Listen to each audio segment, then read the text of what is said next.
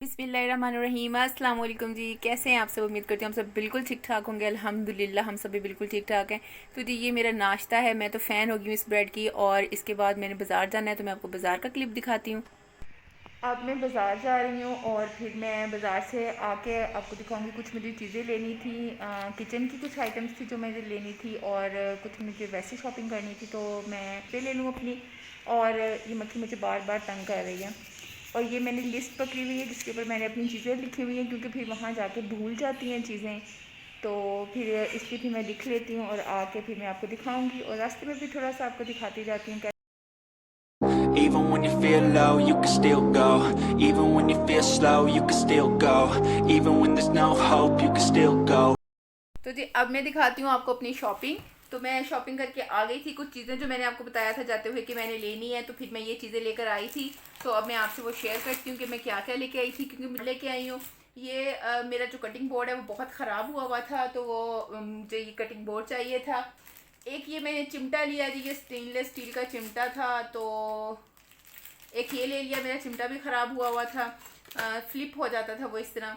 एक मैंने ये चम्मच लिया अंडा पलटने वाला, या कोई भी चीज़ फ्लिप करने के लिए। ये भी मेरा टूट गया हुआ था, बड़ा था मेरे पास, छोटा नहीं था। ये एक छोटा वुडन स्पून लिया है, और मेरे पास सारे बड़े बड़े चम्मच थे, तो छोटे वाला कोई भी नहीं था। इससे छोटा भी था वहाँ पर, लेकिन मुझे यही साइज़ चाहिए था। इसमें मुझे दो तीन चाहिए थे, लेकिन ये उनके पास एक ही अवेलेबल था, तो ये मैंने ले लिया। उसके अलावा जी मैं आपको दिखाती हूँ, मैंने ये लिया, ये कटर है। इसमें ये 4 in 1 है। तो मेरे पास इस तरह के बड़ा भी है, मेरे पास दो पड़े हुए हैं, लेकिन वो बड़े सेटअप्स हैं। ये देखें, ये इस तरह से है।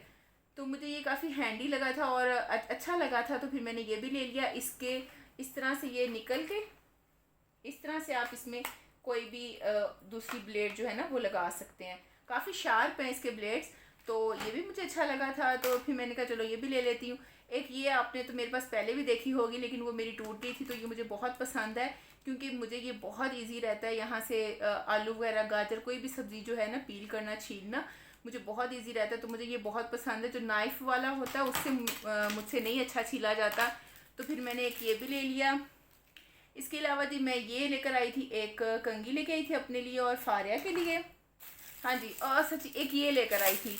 ये आपने बहुत देखा होगा, बहुत ही ये वायरल आइटम है, किचन टूल है। इसमें यहाँ पे लिक्विड डलता है, तो यहाँ से इसको प्रेस करते हैं, तो जी ये वॉश करने के लिए। तो वो जो शॉप वाला आदमी था वो मुझे कह रहा था कि बाजी इसमें ऑयल डाल के हम ये भी पराठों को लगा सकते हैं ऑयल। तो आप लोग मुझे बताइएगा कि ये किस पर्पज़ के लिए यूज़ होता है। कमेंट बॉक्स में लाजमी मुझे बताइएगा कि ये हम पराठों के लिए यूज़ कर सकते हैं या नहीं। वैसे मेरे हिसाब से तो नहीं कर सकते, क्योंकि ये काफ़ी सख्त हैं इसके ब्रशेस।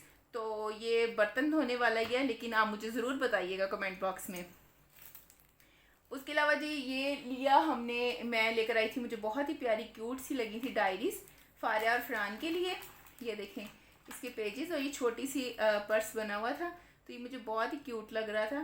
तो ये फरहान की है और ये फारिया की।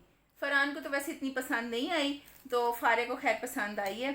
तो और ये लिए इनके स्पिनर्स, ये दोनों के स्पिनर लिए हैं। ये मुझे भी बहुत मज़े का लगा है। तो मैं फरहान को कह रही थी कि आप मुझे प्ले करने के लिए दे दिया करना, बहुत ही सेटिस्फाइंग सी इससे फीलिंग आती है। उसके अलावा जी मैं लेकर आई हूँ फारिया फरहान की 14 अगस्त की चीज़ें कुछ लेकर आई हूँ मैं। ये आई लव पाकिस्तान, पता नहीं किस तरह से है, ये इस तरह से है, आई लव पाकिस्तान। ये आई थिंक उल्टा लिखा, नहीं नहीं नहीं, इस तरह से है जी। मैंने उसको उल्टा पकड़ा हुआ था। ये है जी आई लव पाकिस्तान। इनके मैं हर साल ड्रेसेस स्टिच करवाती हूँ, लेकिन इस दफ़ा मैंने सोचा है कि मैंने इनके ड्रेसेस नहीं लेने, ना ही मैंने स्टिच करवाने हैं, क्योंकि इन फरहान का एक कुर्ता शलवार बहुत अच्छा वाइट कलर का ईद का पड़ा हुआ है, तो उसके ऊपर मैंने कहा ये ले लेगा पटका, जिस तरह हम गले में बच्चों को डाल देते हैं ना, उस तरह ले लेगा। फारिया का भी एक फ़्रॉक भी है, वाइट प्लेन वाइट फ्रॉक भी है, और इसका एक ईद का ड्रेस भी है ग्रीन और वाइट कम्बिनेशन में, तो मैंने कहा ये उसके साथ पहन लेगी। तो इस दफ़ा मैंने सोचा कि इनके ड्रेसेस नहीं सिलवाने। और ये एक फरहान के लिए बैंड लिया है, हैंड में पहनने वाला ये लिया है। और फारिया की बैंगल्स वगैरह जो हैं और गजरे वगैरह वो इसके लास्ट ईयर के भी पड़े हुए हैं, तो फिर वो मैंने नहीं बाई की, क्योंकि एक दफ़ा ही पहनने होते हैं, दोबारा तो वो बच्चे पहनते नहीं हैं, तो इसलिए फिर मुझे लगा कि वो नहीं बाय करने चाहिए। और ये जी बैच लिए हैं इनके, फरहान का और फारिया का, ये दो हैं फ्लैग वाले, दोनों के हैं। इसके अलावा जी मैं आपको दिखाऊं, फारिया फरहान जब पारा पढ़ने जाते हैं ना, इनकी दरस वाली टीचर ने इनके लिए नमाज मंगवाई है ताकि वो इनको अब नमाज याद करवा सकें साथ साथ। तो आज मैं ये नमाज भी लेकर आई हूँ।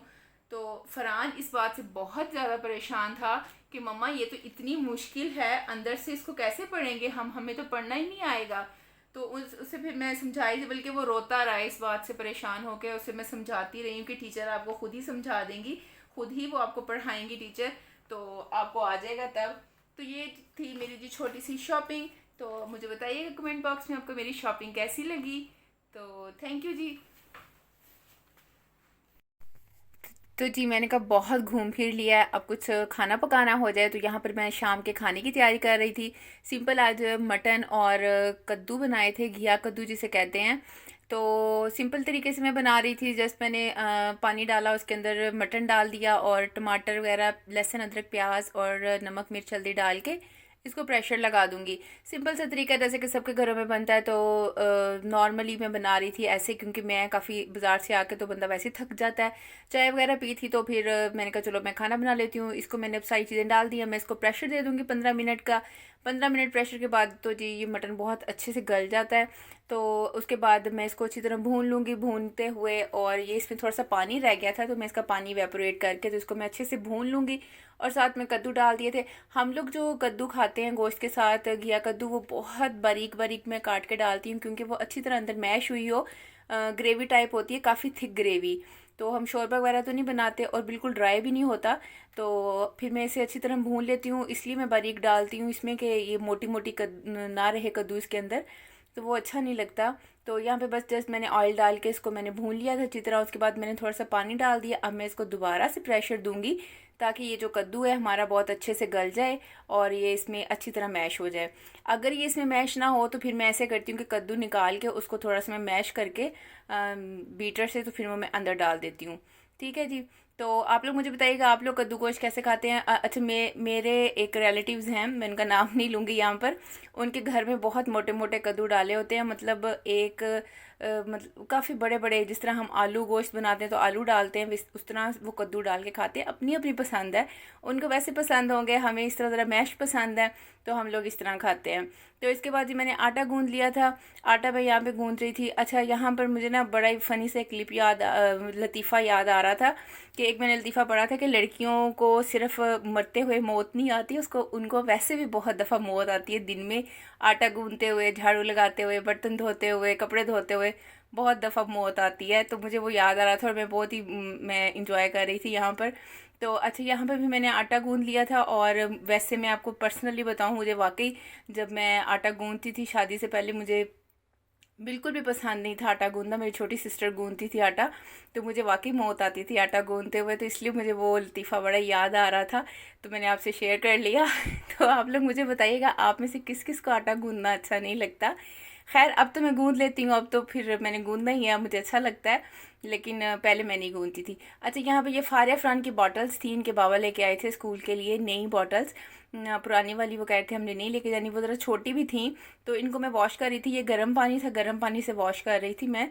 तो इसके अंदर मैंने लिक्विड डाल के उसको अच्छी तरह डाल लिया। इसके अंदर वो जो जेल सी होती है वो भी थी इसके अंदर। तो और फिर इस तरह ये गर्म पानी से वॉश कर लें तो इनमें से स्मेल सी एक जो होती है प्लास्टिक की वो ख़त्म हो जाती है।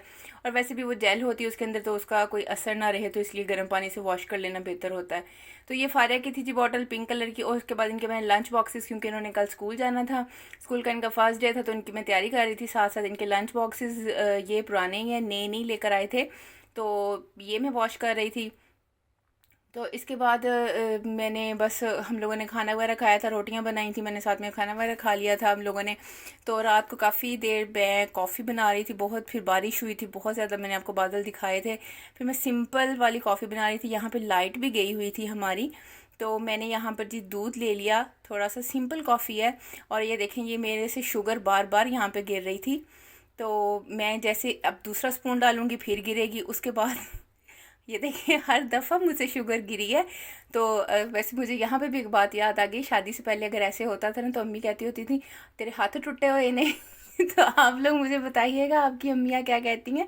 ये सब वैसे कि कोई इसमें ऐसी कोई बात नहीं है, सबकी जो अम्मी होती है ना वो ऐसे बोलती हैं बेटियों को, तो इसमें मुझे तो कोई नहीं है।